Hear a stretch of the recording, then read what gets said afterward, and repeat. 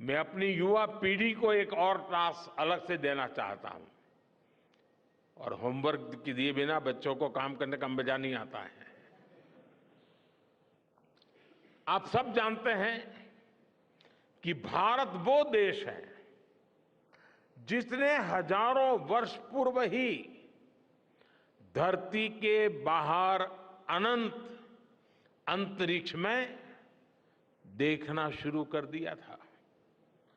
हमारे यहां सदियों पहले अनुसंधान परंपरा के आर्यभट्ट, ब्रह्मगुप्त, वराहमिहिर और भास्कराचार्य जैसे ऋषि मनीषी हुए थे। जब धरती के आकार को लेकर भ्रम था, तब आर्यभट्ट ने अपने महान ग्रंथ आर्यभट्टीय में धरती के गोलाकार होने के बारे में विस्तार से लिखा था।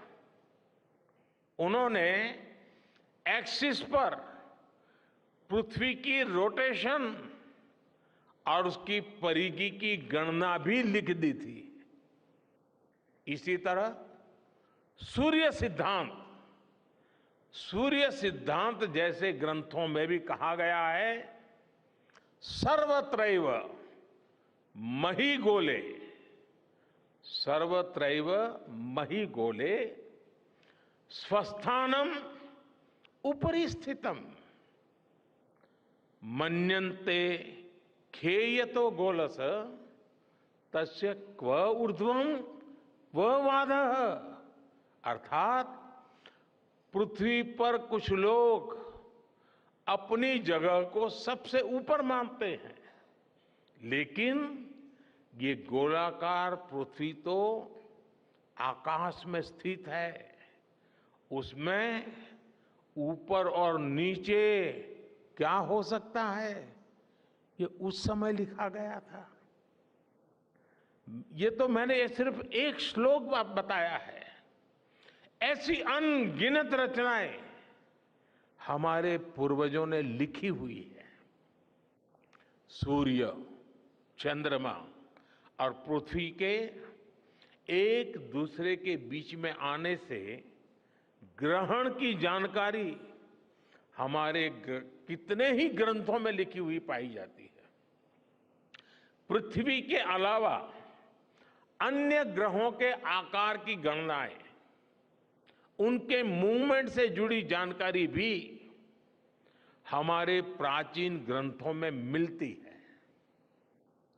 हमने ग्रहों और उपग्रहों की गति को लेकर इतना सूक्ष्म गणनाएं करने की वो काबिलियत हासिल की थी कि हमारे यहां सैकड़ों वर्ष आगे के पंचांग यानी कैलेंडर्स बनाए जाते थे। इसलिए मैं इससे जुड़ा एक टास्क अपनी नई पीढ़ी को देना चाहता हूं, स्कूल कॉलेज के बच्चों को देना चाहता हूं। मैं चाहता हूं कि भारत के शास्त्रों में जो खगोलीय सूत्र है, उन्हें साइंटिफिकली प्रूव करने के लिए नए सिरे से उनके अध्ययन के लिए नई पीढ़ी आगे आए। ये हमारी विरासत के लिए भी जरूरी है और विज्ञान के लिए भी जरूरी है। आज जो स्कूल के, कॉलेज के, यूनिवर्सिटी के स्टूडेंट्स हैं, रिसर्चर्स हैं, उन पर एक तरह से ये दोहरा दायित्व है। भारत के पास विज्ञान के ज्ञान का जो खजाना है, वो गुलामी के लंबे कालखंड में दब गया है, छिप गया है। आजादी के इस अमृत काल में हमें इस खजाने को भी खंगालना है, उस पर रिसर्च करनी है और दुनिया को भी बताना है। दूसरा दायित्व ये कि हमारी युवा पीढ़ी को आज के आधुनिक विज्ञान, आधुनिक टेक्नोलॉजी को नए आयाम देने हैं।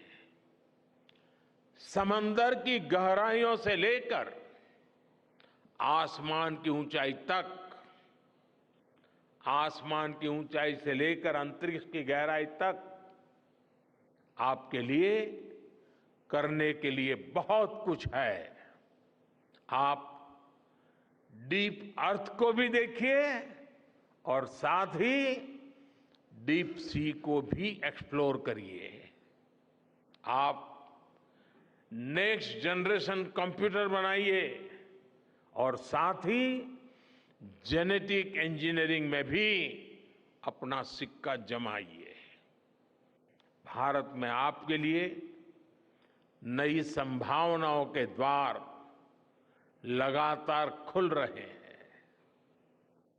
21वीं सदी के इस कालखंड में जो देश साइंस और टेक्नोलॉजी में बढ़त बना ले जाएगा, वो देश सबसे आगे बढ़ जाएगा।